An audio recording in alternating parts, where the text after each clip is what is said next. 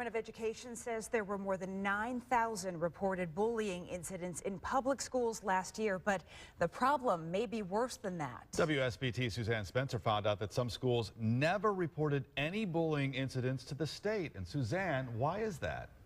A representative at the Department of Education says even though it's the law, there's a learning curve in reporting bullying. South Bend was one of 240 schools statewide that didn't report bullying at all.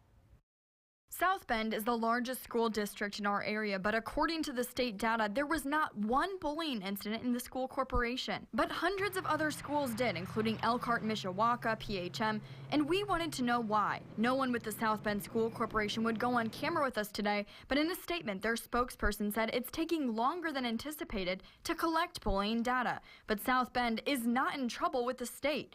Daniel Altman with the State Department of Education admits that the data is incomplete. This is the first year that the state has undertaken this type of data collection, and anytime there's a new data collection that starts, there's going to be a little bit of a learning process with schools. The numbers were released for the first time this week, exposing many schools who seem to have high bullying numbers and others to have none at all. The point of collecting this information isn't to make any one school look bad as relative to another or anything along those lines, but it's to get an understanding of what it is that's happening in our schools. But several school districts have expressed concern that their numbers look higher than others when not all the numbers are even in.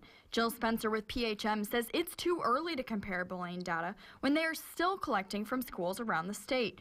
Altman says it's not out of the ordinary to publish data that is incomplete. There's a number of schools throughout the state that we're working with to get their data. Altman told me schools are continuing to send in those bullying numbers. South Bend schools being one of them. They tell me they should have their numbers in within the next few days. But there is no deadline for those numbers to be submitted to the state. In the studio, Suzanne Spencer, WSBT, Channel 22 News. Well, the city of South Bend's